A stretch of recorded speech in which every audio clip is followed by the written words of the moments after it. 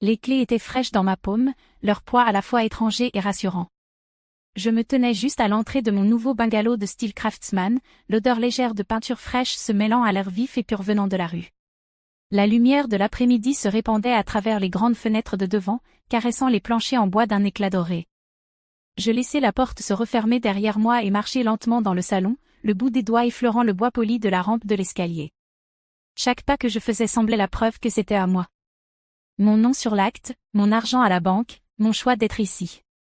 9 ans auparavant, j'aurais appelé ma mère pour partager une nouvelle comme celle-ci. Elle m'aurait dit de prendre des photos, de décrire chaque détail, et j'aurais entendu la fierté dans sa voix. Mais 9 ans plus tôt, c'était avant que les invitations cessent d'arriver, avant les excuses vagues et les appels restés sans réponse, avant que les fêtes ne se transforment en rassemblements soigneusement orchestrés où je n'existais plus. Cette histoire persistait ici, invisible mais présente, comme un léger courant d'air dans une pièce autrement chaleureuse. Acheter cette maison n'était pas seulement une question de mètres carrés ou de charme extérieur. C'était une ligne dans le sable. J'avais construit cela sans eux, dans l'espace qu'ils avaient laissé vide lorsqu'ils avaient décidé que mon absence n'avait pas d'importance. Je traversai la cuisine, posant les clés sur le comptoir en granit. Le silence m'enveloppait d'une manière qui ne semblait pas solitaire. Cela semblait délibéré, choisi. J'imaginais les semaines à venir, arranger les meubles, remplir les placards, planter des herbes dans le petit coin de jardin. C'était un début que j'avais façonné pour moi-même, sans permission ni approbation. Ce que je n'avais pas imaginé, ce à quoi je ne pouvais pas vraiment me préparer, c'était la rapidité avec laquelle il trouverait un moyen d'envahir cet espace. Il fut un temps où j'étais celle qui faisait vivre nos réunions familiales. Les menus de Thanksgiving, les décorations de Noël, même les jeux ridicules du 4 juillet. Tisser les préférences de chacun en quelque chose qui paraissait sans effort était ma spécialité. J'appelais des semaines à l'avance pour coordonner, faisais des listes et veillais à ce que chaque plat préféré soit sur la table. À l'époque, on avait l'impression d'être une unité. Le changement fut lent, si subtil que je ne l'ai pas remarqué au début. Un Thanksgiving, le Nora me dit qu'il faisait simple cette année-là, juste quelques personnes. Le Noël suivant, mes appels pour connaître l'heure du dîner restèrent sans réponse jusqu'au lendemain. Bientôt, chaque fête s'accompagnait de réponses vagues, nous ne sommes pas encore sur des plans, ou, cette fois, ça sera peut-être juste en petit comité. Finalement, il n'y eut plus aucun appel. Le Nora, ma mère, avait toujours accordé le plus d'importance aux apparences. Sa version de la famille était polie et flatteuse, quelque chose que l'on pouvait exhiber sans défaut.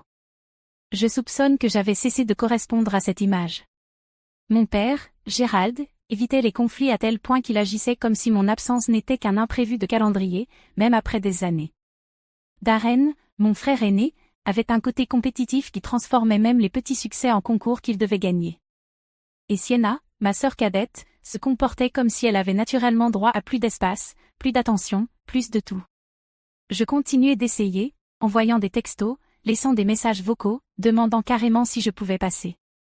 Au début, il réagissait avec une surprise polie quand j'apparaissais malgré tout, le genre d'accueil fragile que l'on réserve à un étranger qui reste trop longtemps. Avec le temps, même cela disparut. À la 5e année, je réalisais que j'étais la seule à garder un doigt sur le fil qui nous reliait. À la 9e, je ne savais même plus si ce fil existait encore. Puis vint le jour qui prouva que ce n'était pas le cas depuis longtemps. C'était le 2e dimanche de mai, et je m'étais persuadée que cette année serait différente. J'avais appelé 3 jours avant, disant à Lenora que je voulais lui apporter des fleurs et passer un peu de temps ensemble. Sa voix avait été polie mais plate. Oh, eh bien, d'accord. Oui. Passe. J'ignorais cette hésitation. Je voulais croire que ce geste aurait de l'importance. Je choisis des lys, ses préférés, ceux qui s'ouvrent lentement sur plusieurs jours. Ils coûtaient plus que ce que j'aurais dû dépenser, mais je me disais que cela en valait la peine. Je portais la robe vert pâle qu'elle m'avait un jour dit qui faisait briller mes yeux, comme si cela pouvait orienter la journée vers quelque chose de positif. Le trajet de 45 minutes jusqu'à leur maison fut rempli de petits essais d'espoir, répétant ce que je dirais quand elle ouvrirait la porte. Mais quand j'arrivai dans l'allée, les rideaux étaient tirés et le porche vide. Je sonnai, attendis, sonnai à nouveau. Les lys tremblaient dans ma main tandis que la brise printanière apportait l'odeur de l'herbe fraîchement coupée. J'appelai son téléphone. Messagerie vocale. Celui de Gérald. Messagerie vocale. Darren, Sienna, rien. Je restai là 15 minutes avant que la vérité ne commence à s'installer dans ma poitrine comme du ciment humide. Le retour me sembla plus long. Je posai les lys dans un vase sur ma table de cuisine, leur beauté presque moqueuse dans le silence. Je me disais qu'il devait s'être passé quelque chose d'urgent, une urgence, un changement de programme soudain. Cette nuit-là, je parcourus mon téléphone, cherchant la preuve de tout sauf du rejet. Il ne fallut pas longtemps pour la trouver. Et là ils étaient, Leonora, Gérald, Darren et Sienna, vêtus de pastels printaniers dans un restaurant chic du centre-ville. La légende disait, brunch de la fête des mères avec la meilleure famille du monde. Une boutonnière de rose au poignet de Leonora. Pas de lys. Je fixai l'écran jusqu'à ce que mes yeux se brouillent. Sous l'avalanche d'émojis cœurs et de compliments, je vis le commentaire de tante Solène, pas tout le monde à table, je vois. Assez vague pour passer pour anodin, mais assez précis pour que je sache qu'elle avait compris. Je ne répondis pas. Je verrouillai simplement mon téléphone, éteignis la lumière et restai assise dans l'obscurité, écoutant le bourdonnement du réfrigérateur, me demandant à quel moment exact ma place à table avait été définitivement supprimée. Ce n'était pas la dernière fois qu'il m'excluait, mais c'était le jour où j'ai cessé de faire semblant de ne pas le remarquer. Quand décembre revint, je m'étais entraînée à ne rien attendre. Aucun appel, aucun message, aucune invitation vague qui ne se concrétiserait jamais. Mais les habitudes ont la vie dure. Et ce soir-là, après une longue journée de travail, je me mis à faire défiler les réseaux sociaux avant de me coucher. La publication de Sienna m'arrêta net. Un tableau de Noël parfait, Leonora et Gérald près de la cheminée, les enfants de Darren en pyjama à carreaux assortis, Sienna au premier plan, tenant délicatement un bracelet en or vers l'objectif.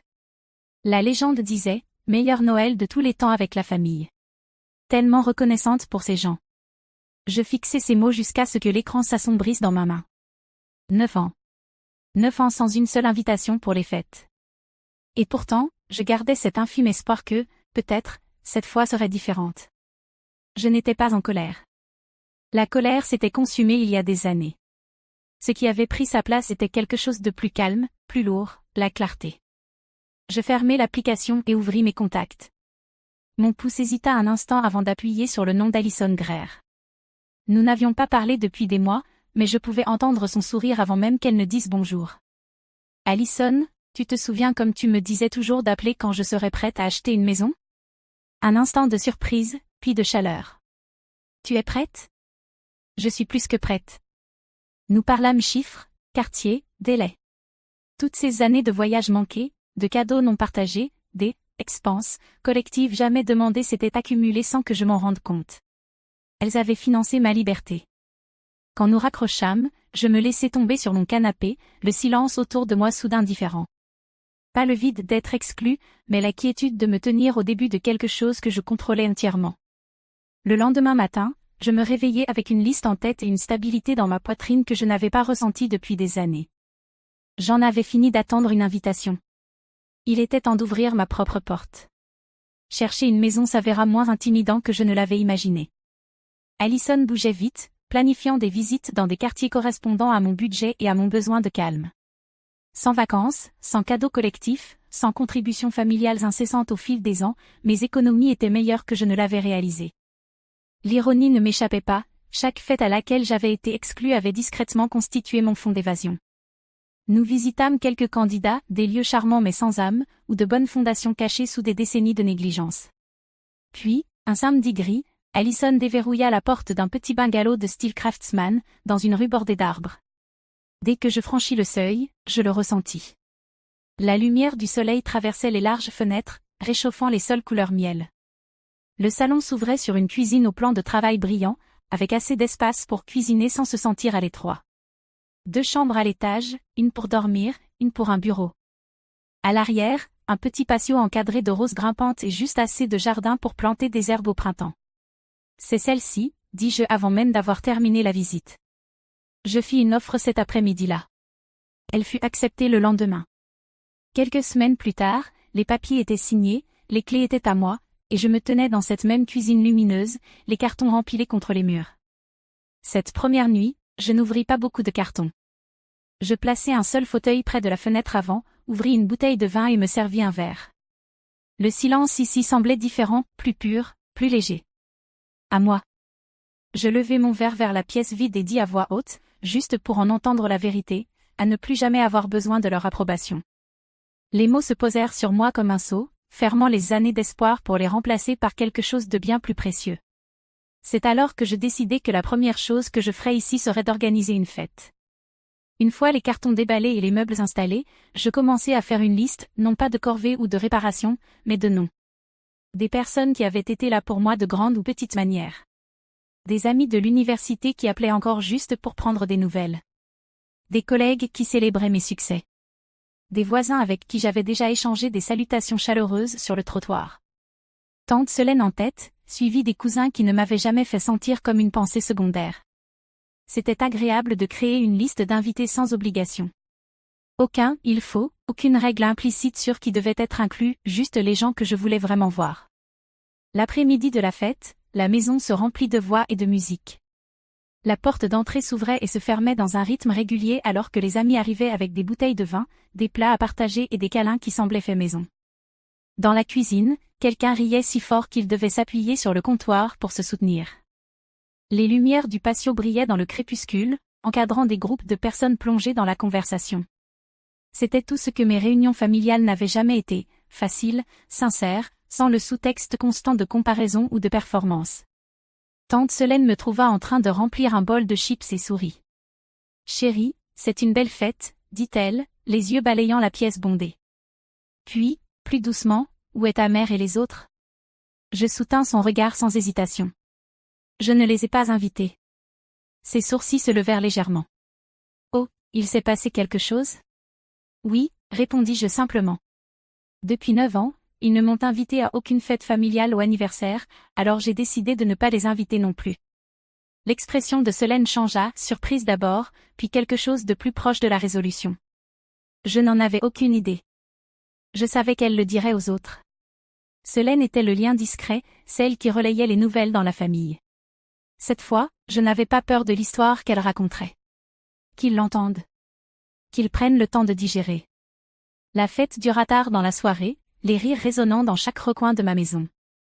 Quand le dernier invité partit, je me tenais seule dans le silence, me sentant plus légère que depuis des années. 3 jours plus tard, la tempête frappa à ma porte. Le coup fut sec et insistant, plus proche d'une exigence que d'une demande. Quand je regardai par le hublot, ils étaient tous les 4 là, Leonora, Gérald, Darren et Sienna, regroupés comme une unité en progression. J'ouvris la porte juste assez pour parler.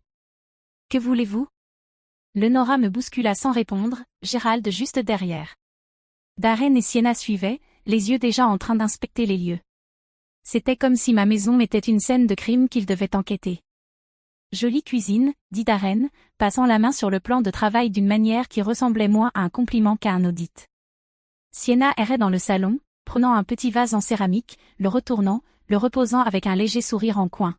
« Ça a l'air confortable, dit-elle. » Le silence s'installa. Leonora se plaça au centre de la pièce, les mains jointes comme si elle présidait une audience. « Comment as-tu pu nous faire ça, Marie ? As-tu une idée de ce que tu as fait ? Solène n'arrête pas d'appeler, et maintenant tout le monde demande pourquoi on te traite différemment.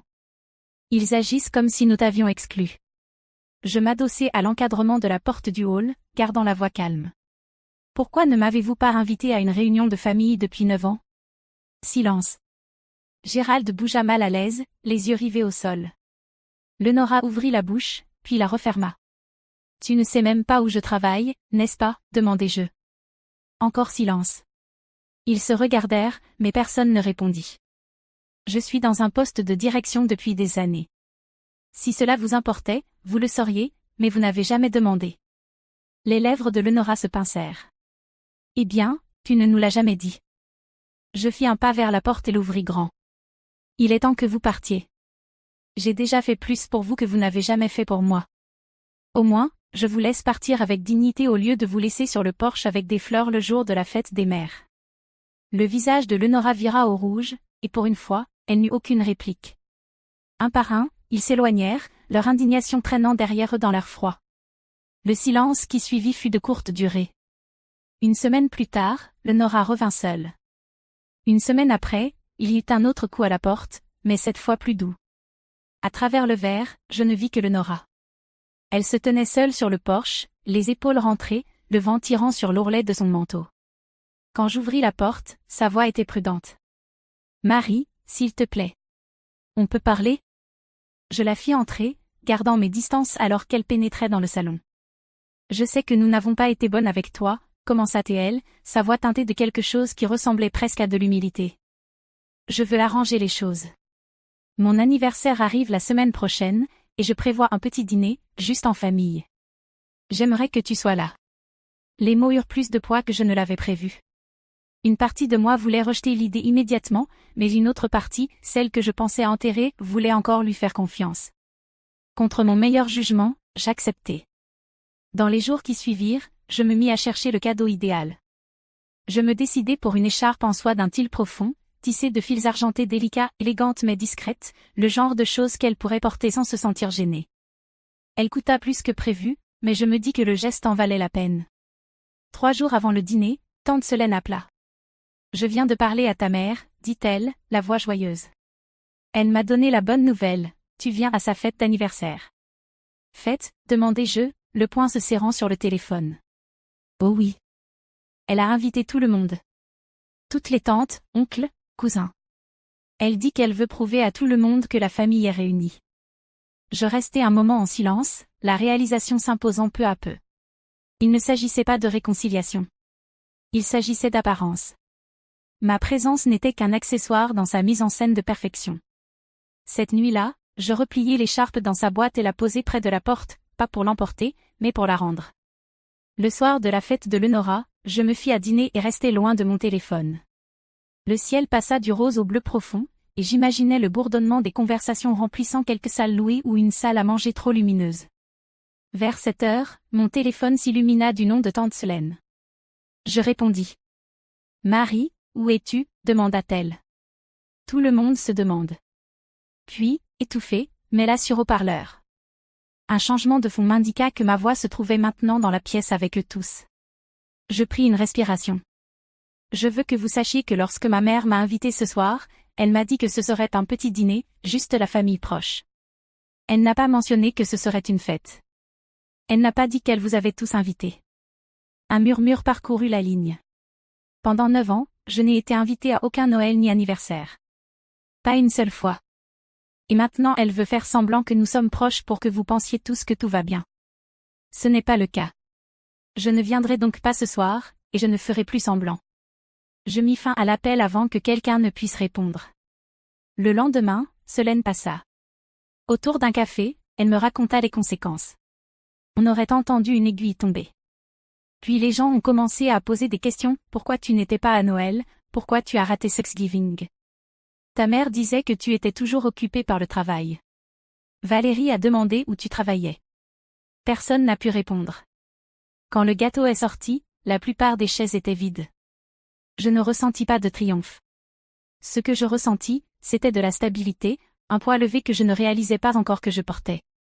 Le silence de ma famille ne dura que quelques jours avant qu'il ne réessaie. Dans les semaines qui suivirent, j'appris par Solène que quelques proches avaient discrètement commencé à prendre leur distance avec Lenora et Gérald. Certains ne répondaient plus à leurs appels. D'autres trouvaient des excuses polies pour éviter les réunions. Ce n'était pas mon fait. C'était le leur. Les appels et emails de ma famille proche arrivèrent d'abord par vagues, puis au compte-gouttes. Je ne répondis pas. J'avais déjà dit ce qui devait être dit, et répéter ne changerait pas qui ils étaient. À la place, je concentrais mon énergie sur la vie que je construisais. Le travail prospérait. Je décrochais un nouveau client qui me mettait au défi de la meilleure façon. Je renforçais les amitiés qui avaient résisté à l'absence, des gens qui étaient là sans compter. Et, presque inattendu, je commençais à voir Adrien, un homme calme et vif de mon club de lecture, qui écoutait plus qu'il ne parlait et se souvenait de petits détails, comme ma façon de prendre mon café. Quand septembre arriva, ce fut aussi mon anniversaire. Pour la première fois depuis des années, je ne me préparais pas à une déception. J'organisais un dîner sur le patio, des guirlandes lumineuses au-dessus, du bon vin sur la table, des rires s'échappant dans la nuit fraîche. Les personnes présentes n'étaient pas liées à moi par le sang, mais elles avaient été là pour moi à maintes reprises. En soufflant les bougies, je réalisais que je ne ressentais plus le vide douloureux d'autrefois. L'absence de ma famille ne me semblait plus être une blessure. C'était un espace que j'avais rempli avec des gens qui m'appréciaient sans condition. Ma vie n'était pas parfaite, mais elle était honnête, et elle m'appartenait. Je regardais autour de la table les visages illuminés par les lumières et pensais, j'ai fait le meilleur choix.